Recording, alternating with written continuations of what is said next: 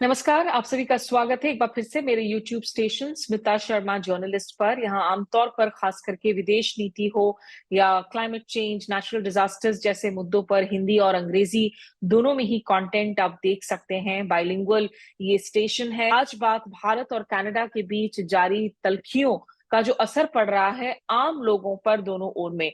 खास करके आपको पता है कि पंजाब जैसे राज्य से बहुत भारी तादाद में लोग जाते हैं कनाडा, और सिर्फ पंजाब ही क्यों, तमाम दूसरे ऐसे राज्य हैं, क्योंकि जो कनाडा में जितने लाखों इंडियंस जा रहे हैं हर साल, उनमें से ज्यादातर जो है वो स्टूडेंट्स हैं और वो काफी सारे स्टेट से जा रहे हैं, क्योंकि Canada second most preferred destination है भारतीय छात्रों के लिए अमेरिका के बाद में।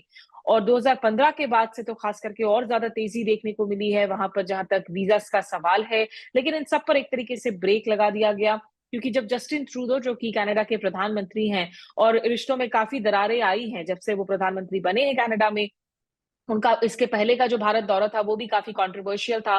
फिर G20 शिखर वार्ता के दौरान भी हमने देखा कि उसमें भी जो है काफी सारे कंट्रोवर्सीज खड़े हो गए, और जब वो वापस गए तो उन्होंने आरोप लगाया कि भारत की जो सुरक्षा एजेंसियां हैं, दरअसल उनका हाथ है वहां हरजिंदर सिंह निज्जर की किलिंग के पीछे। निज्जर जो कि भारत के लिए एक मोस्ट वांटेड क्रिमिनल है, आतंकी, अपनी गतिविधियों के लिए भारत काफी वक्त से जो है उसको ढूंढ रहा है, और लेकिन वो है कनाडा का सिटीजन। तो ऐसे में कनाडा ने कहा कि आपने हमारी संप्रभुता को ठेस पहुंचाया है, हमारी जमीन पर आकर हमारे नागरिक को जो है आपने किलिंग करने के पीछे अपनी एजेंसियों को अपनी ब्लेसिंग्स दी हैं। भारत ने ऑफकोर्स कहा है कि इस मसले पर कनाडा ने उनके साथ कोई प्रूफ शेयर नहीं किया है। भारत ने इन आरोपों को नकारा भी। जो कनाडा के फाइव आइज एलाइज हैं, जो पार्टनर्स हैं, ऑस्ट्रेलिया, न्यूजीलैंड, यूएस, इन लोगों के भी अगर आप रिएक्शंस को देखें, काफी ऐसी रिपोर्ट्स आई हैं कि इंटेलिजेंस शेयरिंग इन देशों की तरफ से हुई है कनाडा के साथ में। बहरहाल हमने देखा कि जो कनाडा ने जिस तरीके से इंडिया के डिप्लोमेट को एक्सपेल किया और अनप्रेसिडेंटेड तरीके से बकायदा उनका नाम जारी किया गया, कहा गया कि ये रॉ के स्टेशन हेड है। एक्सपल्शन टिट फॉर टैट देखने को मिला। इंडिया ने भी कनाडा के एक डिप्लोमेट को एक्सपेल किया और उसके बाद कनाडा को कहा कि आपका जो यहाँ का मिशन है वो कहीं ज्यादा है साइज में, इसे प्रोपोर्शनेट रखने की जरूरत है कन्वेंशन के तहत। तो इसीलिए करीब 41 जो कनाडा के डिप्लोमेट्स हैं उनको वापस भेज दिया गया है अब। और इसीलिए कनाडा मिशन ने भी कहा है कि जो वीजास का काम है वो सिर्फ और सिर्फ दिल्ली से होगा, जो अभी तक दूसरे कॉन्सुलेट से हो रहा था चंडीगढ़ जैसे शहरों से, वो अब नहीं किया जाएगा। वहीं भारत ने पहले जो है तमाम वीजा सर्विसेज को ही सस्पेंड कर दिया था कनाडा के साथ में, लेकिन लगभग एक महीने बाद अब 26 अक्टूबर से दोबारा से कुछ सर्विसेज की रिजम्पशन हुई है। जो वैंकूवर और टोरंटो में कुछ श्रेणियों के तहत, मेडिकल, इमरजेंसी, बिजनेस, कॉन्फ्रेंस, इन श्रेणियों के तहत वीजाज जो है अब दोबारा से रिज्यूम किए जा रहे हैं। लेकिन इस पूरे जो सियासी घमासान का, कूटनीतिक घमासान का असर है, वो आम लोगों पर क्या पड़ रहा है? क्या आम लोगों के लिए ये जो असर पड़ रहा है वो सही है, गलत है? और खालिस्तान आखिर आज कितनी बड़ी ताकत है पंजाब के अंदर? और आज इस मुद्दे पर बातचीत करने के लिए मेरे साथ विक्रमजीत सिंह सानी जुड़ रहे हैं। राज्यसभा के सांसद हैं, पद्मश्री से नवाजे गए हैं। साथ ही जो वर्ल्ड पंजाबी फोरम है उसके इंटरनेशनल प्रेसिडेंट हैं, सूफी सिंगर भी हैं। अगर उनके अलग एस्पेक्ट की बात करूं, बहुत सारे हैट्स वो वेयर करते हैं। विक्रमजीत जी, बहुत शुक्रिया आपका हमारे साथ जुड़ने के लिए। Thank you. अगर तो मैं शुरुआत कर सकूं कि अभी खैर इंडिया ने कुछ सर्विसेज रिज्यूम किए हैं कनाडा के साथ में, लेकिन ये वीजा का जो मुद्दा है आप लगातार उठाए जा रहे हैं। जब इंडिया ने कहा कि हम सस्पेंड कर रहे हैं वीजा सर्विसेज टू कनाडा, इसका क्या असर पड़ा सीधे तौर पर आम लोगों पर? देखिए, जब ये इंडिया कनाडा जो ताल्लुकात हैं तो टेंस हुए, तो मेन जो ग्रीवियंस इंडिया का है, और मैं उससे सहमत भी हूं, कि ये जो इंडिया की एकता और अखंडता पे सवाल जब उठता है और कुछ फ्रिंज एलिमेंट्स, बहुत मिनिस्क्यूल होंगे वो ये आवाज उठाते हैं, तो इंडिया का ग्रीवियंस है और होना भी चाहिए कि कनाडा सरकार और जो जो हमारा डायस्पोरा है वहाँ का, या गुरुद्वाराज हैं या पंजाबी कम्युनिटी है, सिख कम्युनिटी है, वो इसके खिलाफ आवाज नहीं उठाते, वो बोल्डली वोकली नहीं कहते कि ये गलत हो रहा है। तो इस वजह से वीजा सस्पेंशन की गई और ये दोनों मुल्कों का उन्होंने भी, कनाडा ने भी वीजा अपना सस्पेंड किया चंडीगढ़ और बहुत से शहरों में। फिर वो 41 डिप्लोमेट्स को जाना पड़ा वगैरह वगैरह। तो फिर हमने वहाँ कनाडा के गुरुद्वारों से भी बात की। तो मेरे को खुशी है कि 15 गुरुद्वारा साहब, जिसमें खालसा दीवान सोसाइटी वैंकूवर ने लीड ली, और वहाँ हमारे प्रधानमंत्री जी भी गए थे पीछे, तो उनका भी अभिनंदन किया गया था। एक दिक्कत ये भी है कि मीडिया में पॉजिटिव न्यूज कम आती है। वो 10-12 लोग कुछ कर देते हैं कहीं हाईवे पे या कहीं, वो बार बार उसको वायरल किया जाता है। लेकिन जो पॉजिटिव बातें हैं, ऐसा ही पीछे लंदन में भी हुआ था, जब हमारे जो हाई कमिश्नर हैं ग्लासगो गुरुद्वारा से, तो कुछ उन्होंने पहले, वो इनवाइटेड, कमेटी ने इनवाइट किया, वो गए। फिर वहां कोई 2-3 लोग मिल गए, उन्होंने कोई आर्गुमेंट हुआ तो ही डिड वाइस थिंग, वो वापस आ गए। लेकिन मीडिया ने, और उससे पहले उनका कई गुरुद्वारों में अभिनंदन हुआ, एक दो फंक्शन में तो मैं भी था, और उन्होंने इतना अच्छा सिख धर्म के बारे में बोला। तो एक प्रॉब्लम मैं फ्लैग करना चाहूंगा कि मीडिया का भी फर्ज बनता है, बैलेंस न्यूज ने, वो पॉजिटिव न्यूज नहीं चलती है। नेगेटिव न्यूज, हाँ 10 लोगों ने वहां पे प्रदर्शन कर दिया यूके में या ऐसे ही कनाडा में, तो अब पॉजिटिव न्यूज चलनी चाहिए। तो ये 15 गुरुद्वारा कमेटीज ने खत लिखा डॉक्टर जयशंकर को, हमें भी कॉपी आई, और फिर मैंने भी ये डॉक्टर जयशंकर जी से मुलाकात की। उन्होंने अपनी ये बताई बात जो मैं कह रहा हूँ, कि भाई आवाज नहीं उठाई जाती। वहाँ के जो एमपीज हैं, उनका सॉफ्ट रवैया है, ये जो सेपरेटिस्ट लोग हैं, और आम लोग, उनको भी पता आम लोगों का उनको कॉपरेशन नहीं है। और दूसरा, उन्होंने ये भी कहा कि भी वहाँ को ये कुछ लोग ही हैं कि हमारे इंडियन डिप्लोमेट्स के, हमारे प्रधानमंत्री जी के वहाँ इश्तिहार लग रहे हैं, और एम्बेसी के बाहर इश्तिहार पोस्टर लगे हुए हैं, तो वो कहते हैं मैं, अब हम ऐसे हालात में वीजा कैसे खोलें। तो फिर हमने, खैर मैंने आर्टिकल भी लिखा जो ट्रिब्यून में पब्लिश हुआ, ये India Canada relations forgotten tale of Komagata Maru. तो हमने कहा कि कैसे वो बाबा गुरुदेव, मतलब एनी हाउ ये डिस्कशन ही फजूल की है कि पंजाबियों को, सिखों को कोई अपनी देशभक्ति का सर्टिफिकेट चाहिए। अब हर धर्म में समिता जी, हर धर्म में कुछ फंडामेंटलिस्ट होते ही हैं। अब मैं तो देखता आ रहा हूँ इंडिया पर में भी, विक्रमजीत तो जी, उसके अगर ये लिए कुछ ही उसके लोग लिए हैं जैसा आप नहीं, कह उसके रहे लिए हैं, सारे तो क्या ये कम्युनिटी इंडिया को का हम नहीं रिस्पॉन्स करते। डिस्प्रोपोर्शनेट था? नहीं नहीं, मैं ये नहीं कह रहा, मैं तो रीजन बता रहा हूँ, आपने मेरे से सवाल किया। डिस्प्रोपोर्शनेट नहीं है, मैं तो बता रहा हूँ कि जो इंडिया की, इंडिया का भी प्रॉब्लम थी कि भाई वहाँ वो गवर्नमेंट एक्शन नहीं ले रही, लोग वहाँ पे पोस्टर लगा रहे हैं, लोग वहाँ पे पीछे, आपने देखा होगा, करता एक आदमी है, दो आदमी करते हैं, लेकिन वो भुगतना खर्चाना सबको पड़ता है। अब एक आदमी ने कह दिया हम ये हमस टाइप अटैक कर देंगे, अब वो गवर्नमेंट को चाहिए ना सब, वो ऐसे लोगों को एक्शन ले, अरेस्ट करे, क्योंकि फ्रीडम ऑफ, मैंने अपना कहा बार बार कि फ्रीडम ऑफ स्पीच की सब एक लिमिट होती है। आप आइडियोलॉजिकल बोलिए। और मैंने उस आर्टिकल में ये भी लिखा, हो सकता है हमारे कैनेडियन सिखों को या यूके के सिखों को बहुत ग्रीवियंसेस, कुछ ग्रीवियंसेस होंगी। आजकल मैं एक आर्टिकल पे काम कर रहा हूँ कि ये ग्रीवियंसेस क्या है।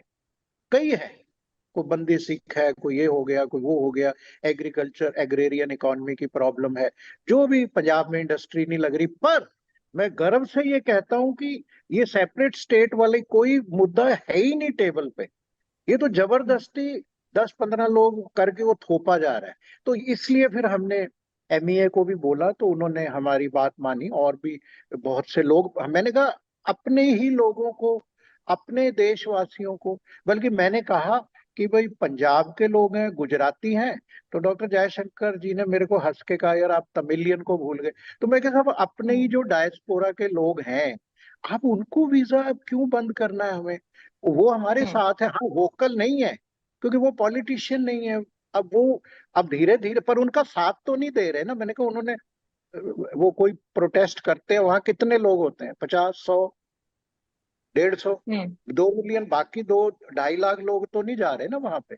तो फिर गुड सेंस प्रिवेल, तो अब ये वीजा कल से खोले गए हैं डायस्पोरा के लिए। जो एंट्री वीजा है उसका मेन मकसद है डायस्पोरा वाले लोग आए, और बिजनेस का भी गुड सेंस प्रिवेल, क्योंकि पीछे परसों ही न्यूज थी कि भाई अब इंडिया के जो ट्रेडर्स है और लेंटिल बहुत आती हैं कनाडा से, उन्होंने कहा जी हम्म। वो लेंटिल लेनी बंद कर दी।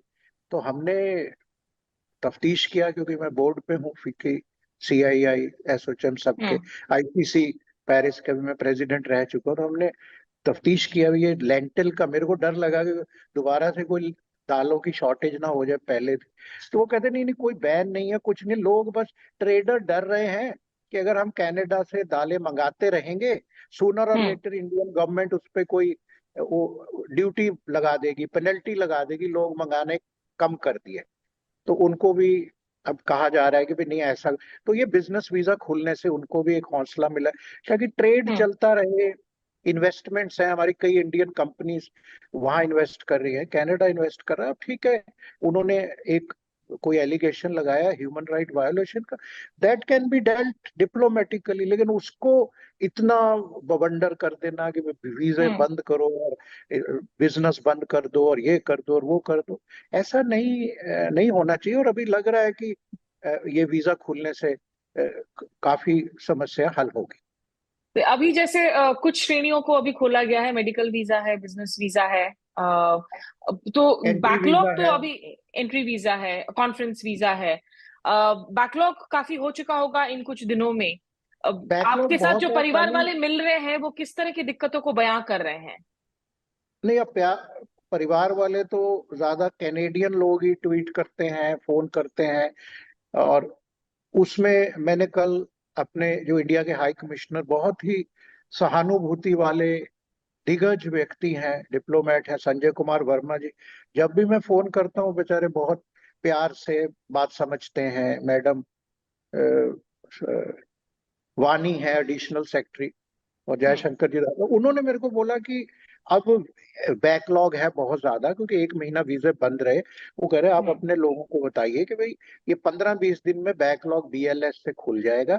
70% वीजा BLS में जा सकते हैं, 30% उन्होंने वॉक इन भी किया है कि वैंकूवर और टोरंटो और ऑटवा में वॉक इन भी है, 9 शहरों हम्म। में BLS है।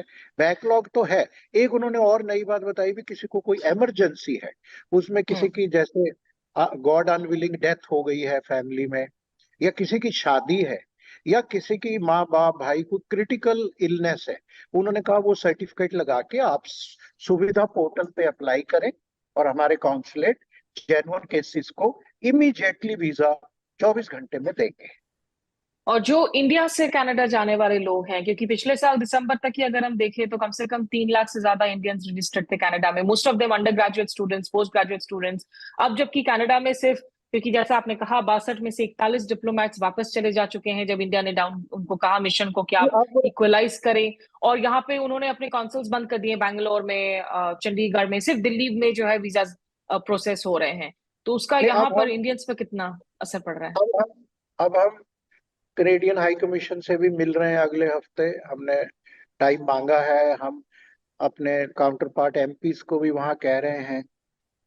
और एक बात मैंने डॉक्टर जयशंकर जी से परमिशन भी मांगी है, अभी तो नहीं, लेकिन मैंने कहा कि हम जो पंजाबी MPs हैं, ऐसे जो नॉन पॉलिटिकल लोग हैं, या जो भी पंजाबी MPs हैं, सिख MPs हैं, हमें काफी MPs जानते हैं कनाडा में।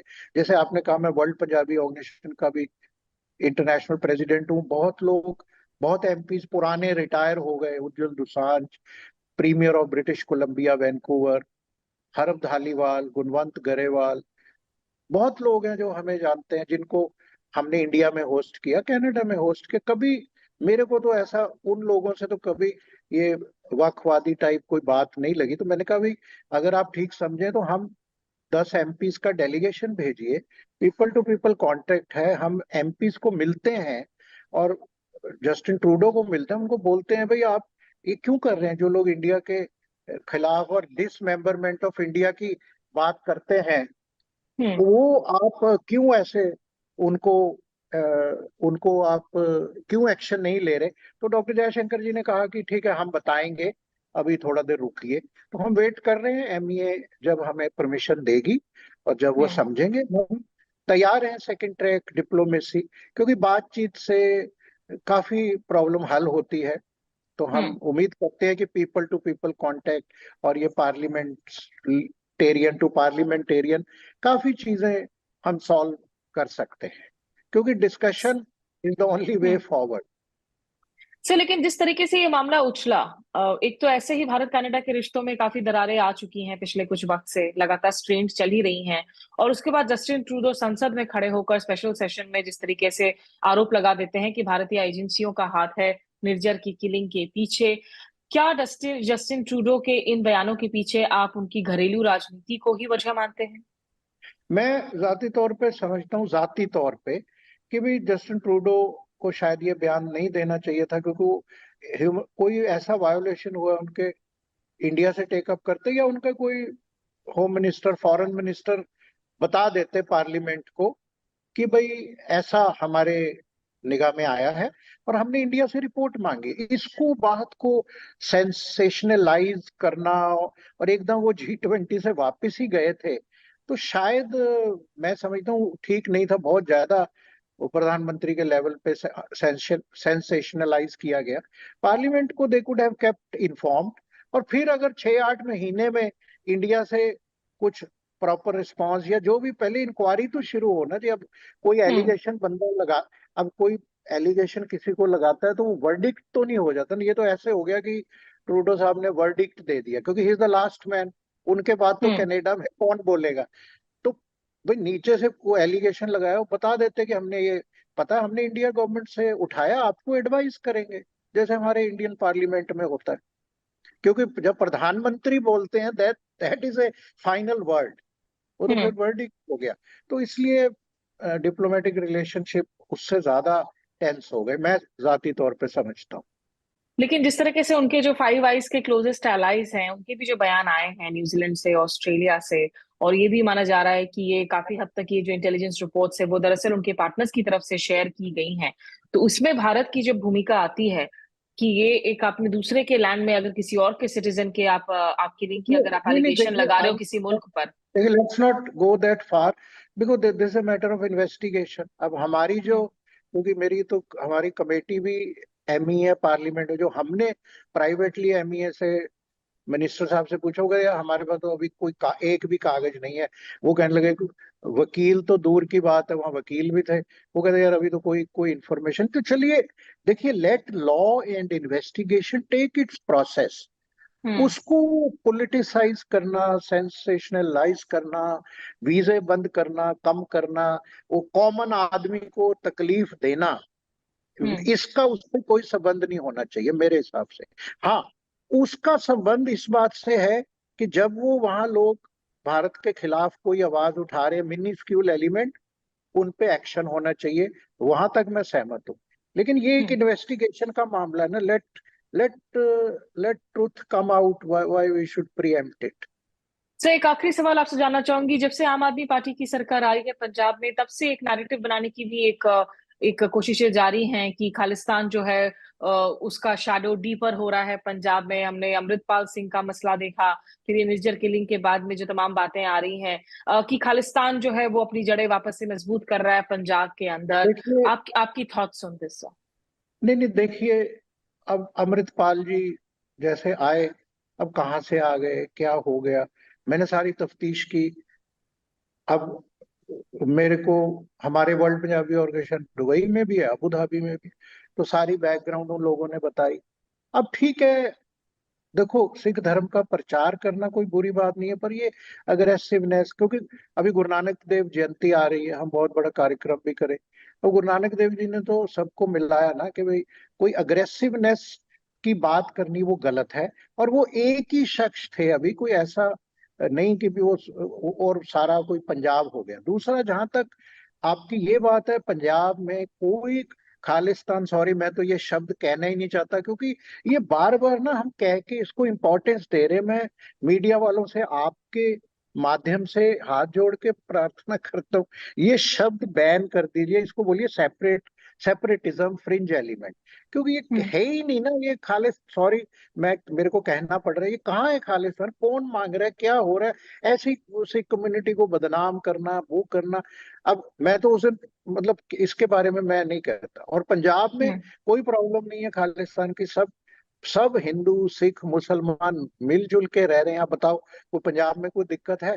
हाँ, दिक्कत पंजाब में है कि बड़े इंडस्ट्रियल प्रोजेक्ट्स नहीं है, नौजवानों की नौकरियां नहीं है, वो कनाडा जाना चाहते हैं, और नशे का काफी वो अलग प्रॉब्लम्स हैं। पर ये कोई प्रॉब्लम नहीं है, वहाँ कोई अलगाववाद की नहीं। आग आपको नहीं लग रहा है कि वो ना धधक ना रही है ना, वापस से कुछ नहीं है, पंजाब में? कुछ नहीं, इसकी हमें बात भी नहीं करनी चाहिए। और बहुत ही मिलजुल के सब पंजाब में रह रहे हैं, खुशी का माहौल है, कोई नहीं। वो प्रॉब्लम्स हैं, उनका हल एक और है जो मैंने अभी आपको बताई। पर ये कोई ना कोई ग्रीवियंस है, ना कोई मांग रहा है, ना किसी के सपने में भी नहीं है, कुछ नहीं है। सब पंजाब ठीक है। के 22 22 23 23 साल के नौजवान रोज शहीद हो रहे हैं बॉर्डरों पे। अब मैं उसका बात ही नहीं करना चाहता। Six don't need a certificate of patriotism, we all लेकिन आर जब प्राउड उनके इंडियन। ऊपर लेबल्स लगाई जाती हैं फार्मर्स प्रोटेस्ट के ये दौरान, गलत है ना। तो तब आपको गुस्सा आता है, आपको अफसोस होता है? मेरे को अफसोस होता है फार्मर्स की। मैं पंजाब में पढ़ा हूँ, मेरे को पता है वो फार्मर्स की माली हालत बहुत खराब है। वो एक अलग मुद्दा है, मैं पार्लियामेंट में उठाता हूँ कि एमएसपी कमेटी है, सीएसीपी कमेटी है, अभी पंजाब के 2 3 लोग रख लो, उसमें कोई रख लो। अब वो पंजाब का कोई नुमाइंदा नहीं है। तो ये इश्यूज हैं, पर सब बातचीत से, अच्छे माहौल से हल हो रहे हैं। क्योंकि मैं तो एक गैर राजनीतिक व्यक्ति हूँ। मैंने पीछे हम्म। आपके माध्यम से देना चाहता हूँ कि पंजाब के सारे एमपीज को मीटिंग बुलाया, खाना प्रीति भोज पे बुलाया, वो सारे पॉलिटिकल पार्टीज के लोग आए, बीजेपी वाले आए, आप वाले आए, कांग्रेस वाले आए। मैंने वहां रखा भी, ये पंजाब की 6 7 प्रॉब्लम है, चलो हम्म। प्रधानमंत्री जी के पास मिलके चलते हैं। तो सारे मान ही गए। अब मैं उनको पूछूंगा अगले हफ्ते भी कब चलना है। तो मिलजुल के ही काम होता है। अब हर चीज को हम्म। पॉलिटिसाइज करते रहेंगे, एक दूसरे की टांग खींचते रहेंगे, फिर पंजाब कैसे वापस आएगा? 92 में हाईएस्ट पर ना, 82 में हाईएस्ट पर कैपिटा इनकम थी, ग्रीन रेवोल्यूशन आया, आज पंजाब कहाँ है? दुख होता है ना। हम्म। फूड बाउल तो ऑफ इंडिया शहीद हो रहे हैं नौजवान, पार्टीशन हुई, ये हुआ वो हुआ। अभी परसों 84 रॉयट की वो एनिवर्सरी है। दुख ही दुख है, फिर भी सहा ना सिख कम्युनिटी ने। तो बदनाम नहीं करना चाहिए कुछ 2 4 लोगों के लिए। हर धर्म में फंडामेंटलिस्ट है।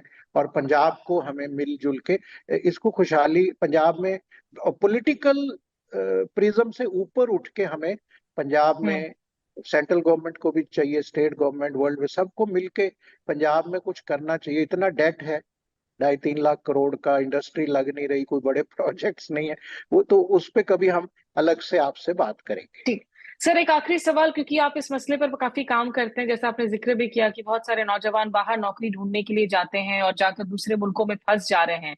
उनकी घर वापसी को लेकर आप लगातार काम कर रहे हैं, कोई लिबिया में फंसा हुआ है, कोई कहीं दूसरी जगहों में फंसा हुआ है। उन युवाओं को आप क्या संदेशा देना चाहेंगे? Which are the red flags to watch out for? देखिए, हमने 6 मई को दरबार साहब श्री अमृतसर साहब में जाके अरदास करके मिशन होप कार्यक्रम मैंने लॉन्च किया। हमारे 65 बहनों को, पंजाबी बहनों को मस्कट ओमान से निकाला, जो उनका वहां शोषण हो रहा था। तमाम ये युवा जो लीबिया में फंस गए, कनाडा में 700 बच्चों को का डिपोटेशन रुकवाया हमने। मतलब हमने सब मिलजुल के किया। वो तो बच्चे आ जाते वापस, फ्रॉड से गए। हम्म। तो कहाँ तक वो, तब मेरे को मतलब तसल्ली है कि कनेडियन गवर्नमेंट ने भी हमारी बात सुनी, एमईए ने भी बात उठाई कि भाई इन इन बच्चों का क्या कसूर है, जाली लेटर्स पे भेज दिया गया, लेकिन आपकी कनेडियन गवर्नमेंट ने वीजे दिए, इमिग्रेशन भी हो गई, इन्होंने पढ़ भी लिया वहां 3 3 साल कोर्स के लिए। अब जब पीआर अप्लाई किया तो उन्होंने कहा जी ये आप जिस लेटर पे आए थे हम्बल यूनिवर्सिटी के या ये दूसरे, वो फ्रॉड थे। अब उनका डिपोटेशन रुक गया। तो एफर्ट हम कर रहे हैं, लेकिन आपका जो है सवाल, पंजाब के नौजवानों को, एक तो हमने अब एसआईटी बनवा दी, सीएम साहब ने, डीजीपी साहब ने हमारे कहने पे एसआईटी बन गई। जितने लोग ये फ्रॉडुलेंट आ रहे हैं, ये एफआईआर इनकी हो रही है। और लेट अस होप कि ये जो इमोरल ट्रैफिकिंग कर रहे हैं उनको सजा हो। दूसरा, पंजाब के युवाओं के लिए हम ये कह रहे हैं, नंबर 1 तो भी स्किलिंग करो। हमने पंजाब के हर डिस्ट्रिक्ट में पंजाब सरकार के साथ मिलके वर्ल्ड स्किल सेंटर खोलने का फैसला किया। हमारे 5 सेंटर बन रहे हैं। अमृतसर में ऑलरेडी चल रहा है और लुधियाना में अगले महीने उद्घाटन है, आदमपुर है और मोहाली में है, पटियाला, सुनाम। तो एक तो स्किलिंग है कि बच्चे जो यूथ है वो स्किल करे बहने, क्योंकि स्किलिंग वाला बच्चा चाहे कनाडा जाए कहीं जाए, ये अनस्किल्ड जो जा रहे हैं ये प्रॉब्लम है। स्किलिंग करें, अपने यहाँ जॉब्स की कमी नहीं है, अपने यहाँ स्टार्टअप्स की कमी नहीं है, अपॉर्चुनिटीज की कमी नहीं है, लेकिन फिर भी अगर आप जाना चाहते हैं तो कुछ स्किलिंग कराए, यही हमारा युवाओं को है। और जाना भी है तो अथॉराइज्ड एजेंट, वो हमने अनअथॉराइज्ड एजेंट्स की लिस्ट भी वेब पे डाल दी है। पंजाब सरकार को बोला है डिप्टी कमिश्नर्स अनअथॉराइज्ड एजेंट्स को हम कह रहे हैं कि ऑपरेट मत होने दीजिए, जो लीगल माइग्रेशन के कंसल्टेंट्स हैं उनको ही करिए। अब ये तो they have to take action ना, डिस्ट्रिक्ट एडमिनिस्ट्रेशन। पर यूथ के लिए ये है कि स्किलिंग करिए, अपने आप को कुछ टेक्निकल स्किल से, चाहे AC mechanic, plumber, solar panel, हमारे 20-22 कोर्सेज हम फ्री ऑफ चार्ज करा रहे हैं, वो करिए। और अथोराइज्ड एजेंट्स के थ्रू ही बाहर जाइए अगर आपको जाना ही है। लेकिन अभी वो वहां भी रिसेशन है कनाडा और इधर, पर अपने इधर फैमिली में अगर आप स्किल्ड हैं तो यहाँ भी जॉब मिल जाती है। हमारी 100% प्लेसमेंट है। जो हमारा वर्ल्ड स्किल सेंटर एमएसडीसी अमृतसर है, हमने 1475 बच्चों को नौकरी दिलवाई 1 साल में। अब मेरे को भी इतना कॉन्फिडेंस नहीं था, लेकिन मेरे को भी अब कॉन्फिडेंस आ गया। हमने 5 और खोल रहे हैं। स्किल वाला भूखा नहीं मरेगा, उसको एकदम जॉब मिलेगी। एमए वाला फ्री रह सकता है, एमबीए वाला, लेकिन skill for jobs, that is मेरा हुनर मेरी शान, हमने स्लोगन चलाया है पंजाब में। उसी से ही यूथ सही मार्ग पे आएगा और ये जो दूसरी तीसरी प्रॉब्लम्स हैं, ड्रग्स, एबीसीडी, वो भी खत्म हो जाएंगे। ठीक है, और ये युवाओं के लिए भी जरूरी है कि जिस जैसा जिक्र किया विक्रमजीत जी ने कि जो ऑथराइज्ड एजेंसीज हैं और जो गैर कानूनी हैं, जो अनऑथराइज्ड हैं, इन सब के नाम डाले जा रहे हैं वेबसाइट्स पर। आप प्लीज सरकार के इन वेबसाइट्स को जरूर चेक करें। और कनाडा के मसले पर जो सबसे जरूरी इनका मैसेज था कि जो भी मसले हैं, जो भी टेंशन है दो मुल्कों के बीच में, उसे आप सियासी रूप से, आप बिहाइंड द सीन आप उसे रिजॉल्व करें, लेकिन पीपल टू पीपल टाइज पर, कारोबार पर इसका असर नहीं पड़ना चाहिए। क्योंकि इंडिया और कनाडा के बीच में जो वॉल्यूम ऑफ ट्रेड है या वॉल्यूम ऑफ पीपल जो एक दूसरे के मुल्कों में जा रहे हैं वो कहीं ज्यादा है। बहुत शुक्रिया आपका विक्रमजीत साहनी जी हमारे साथ जुड़ने के लिए इस चर्चा में। थैंक यू सुमिता जी, धन्यवाद। जय हिंद। तो हमारे साथ जुड़ने के लिए आप सभी का बहुत बहुत शुक्रिया। सत्य हिंदी के जो दर्शक जुड़े उनका भी धन्यवाद कहना चाहूंगी। और मेरे इस YouTube station Smita Sharma journalist को सब्सक्राइब कीजिए, जो बेल आइकन है उसे आप प्रेस कीजिए ताकि आप नोटिफाई हो सकें जब भी इसमें कोई नया कंटेंट मैं अपलोड करूं। बहुत शुक्रिया। सत्य हिंदी का ऐप डाउनलोड करें गूगल प्ले स्टोर पर।